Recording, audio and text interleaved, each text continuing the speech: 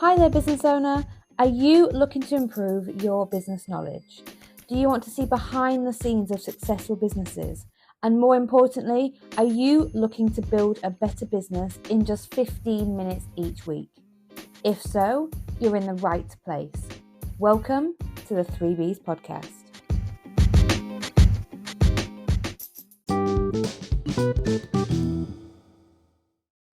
Hello and welcome back to a new episode of the 3Bs podcast, where we're dedicated to empowering UK business owners on your journey to building a better business.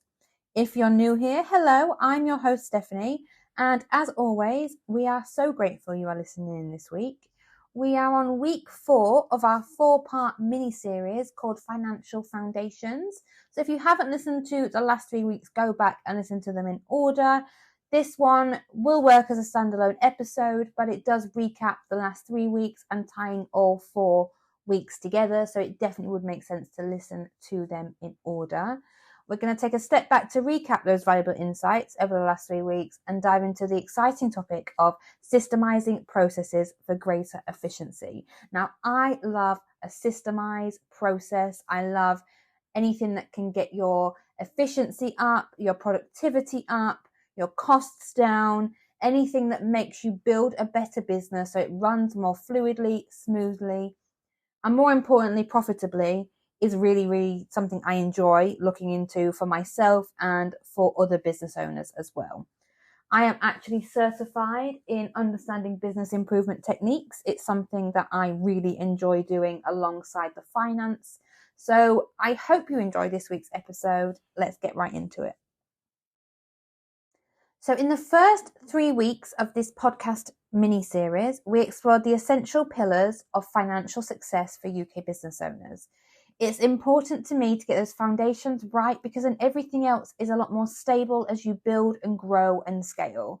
So we looked at understanding budgeting, the importance of meticulous and accurate bookkeeping, and setting realistic financial goals, as well as personal goals, and we looked at OKRs and all the different ways you could budget. These foundational topics lay the foundations and the groundwork for effective financial management, which will unlock so much information in your business and enable you to be better and more informed when making decisions. My team and I have created a financial foundations cheat sheet. So if you wanted to take all that information and knowledge and have it in an easy to read PDF at your own leisure in the future, or to refer back to as you're regularly reviewing your business as a whole, you can just drop us an email at hello@the3bs.com and put in the subject line FF cheat sheet or financial foundations cheat sheet, and we will get those 1-pagers over to you. We do have a 1-pager per week and then a 1-pager that covers all 4 weeks. So do let us know in the email text which one you would prefer, and we'll get them over to you.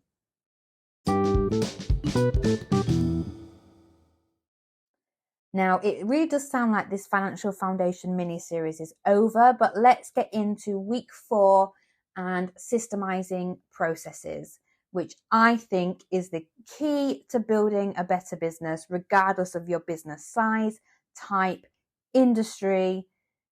Increasing productivity and efficiency can only benefit your business. Let's shift our focus to this topic because systemizing involves creating standardized procedures and workflows to streamline business operations, increase efficiency, increase profitability, and drive growth. I want to talk about why it's crucial for business success and practical strategies that you can implement straight away into the systems into your business.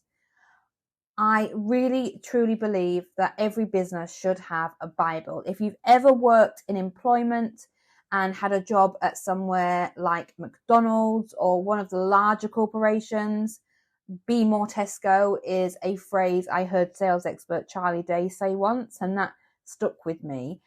If they're doing it at that level of business, at that size of business, you should be implementing it now in the early stages of your business so you can grow. It's easy to put it in place now and let those processes develop as the business grows, then get to a 6-figure turnover with no processes involved, and then you're going to scramble and you're going to lose the level of service you provide, or mistakes are going to be made because those systemized processes are not standardized across the business as it grows. I probably sound a little bit like a broken record this week, because systemizing processes offers numerous benefits for UK business owners. As I said, I think every business should have one.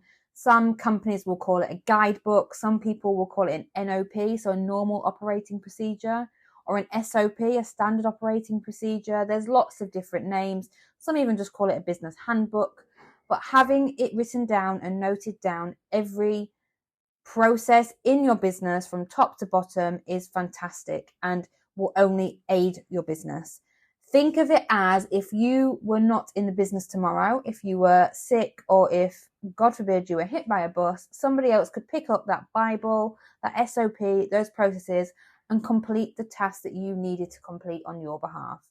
And if you're a sole operator in your business right now, you don't have anybody else in your team, that is the best time, because everything is kept in your brain. And something I learned very on when I started building my team is that even with all the process I have written down, I keep so much information in my head. And that's of no benefit to my employee if I'm not here to ask, or if I'm busy on another task or a call. It's delaying her being able to do her work. It's delaying them being able to complete their own work, which means you're wasting time, employees' time that you're paying them to be here, when they could be doing more productive tasks, which is going to make you more money and build your business to make it more profitable and grow it as well. The benefits of systemizing processes are reducing errors, improving consistency, and freeing up time for strategic activities.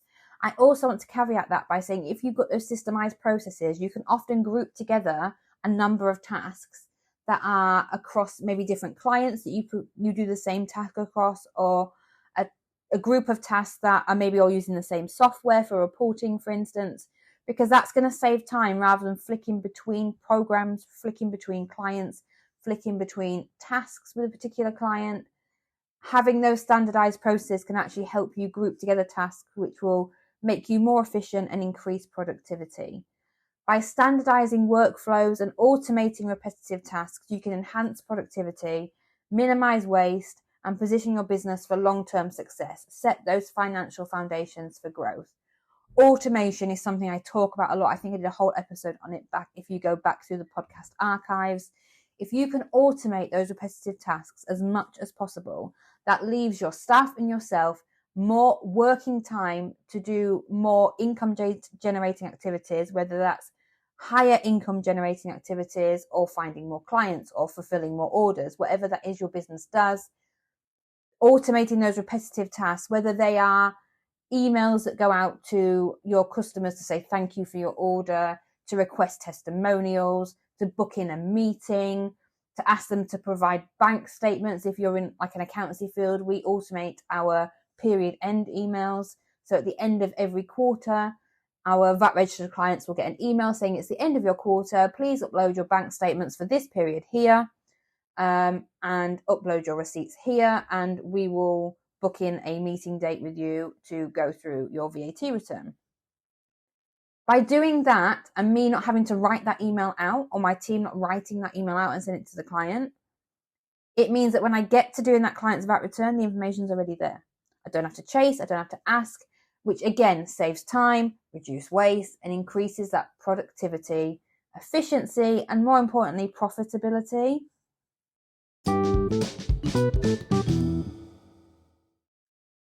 So I hope you're ready to systemize your business operations.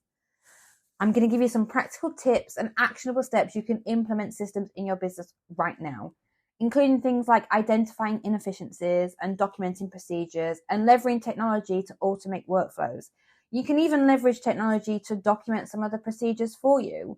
I will pop a link in the show notes to all of the different technology softwares we use. So we use tools such as otter.ai to transcribe our meetings for us. We use tango.es to document procedures. We use ClickUp for our CRM software, and in there they now have a section where you can use that to video yourself completing a task. So not only do you have written procedures that you write yourself, or you can talk and get them transcribed for you. There's a video as well. So anybody in my team could pick up our month-end payroll procedure and be able to complete it.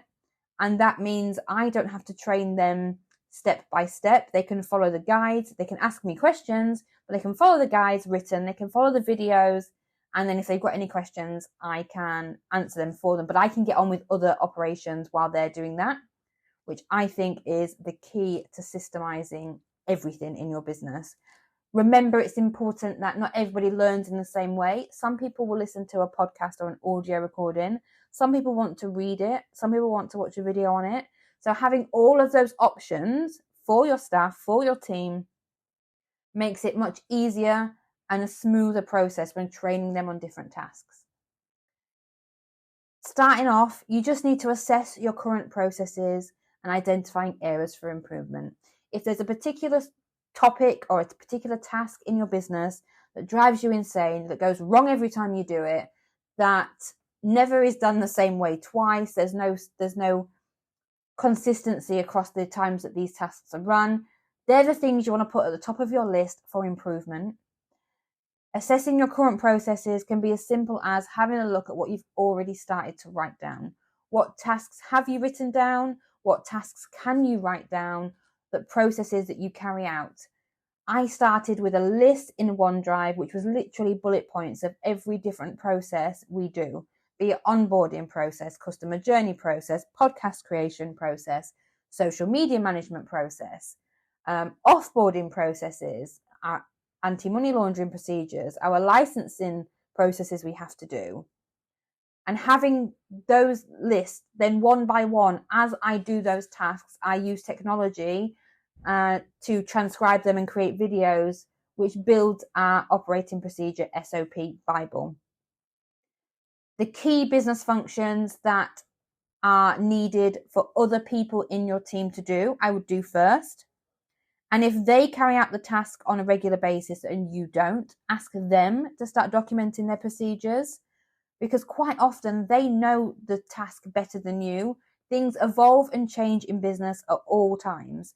So if they have been doing it for a long time, it could be that the process has changed, the technology they use has changed, the supplier has changed that you purchase your materials from, and they will know that better than you will.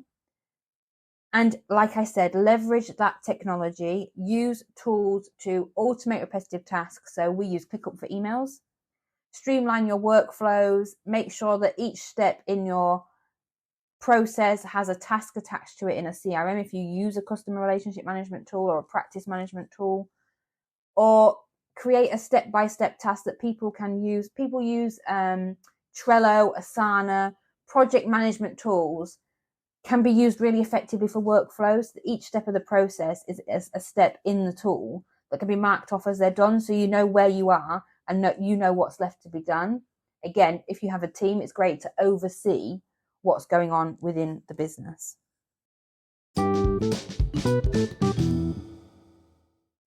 And that brings us to the end of another episode of the 3Bs podcast and the end of our 4-part mini-series, Financial Foundations. I hope you found it useful and valuable as you continue to build a better business. If I could ask one favour from you this week, if you could head over to Spotify, and underneath this episode is a poll to ask if you prefer these mini-series or whether you like standalone episodes more. It helps me to plan out the podcast to help you to build a better business. If you don't usually listen to us on Spotify, if you could head over there just this once, I would really appreciate your feedback. I will see you next week for the next episode. Stay focused, keep striving for success, and I will see you very soon.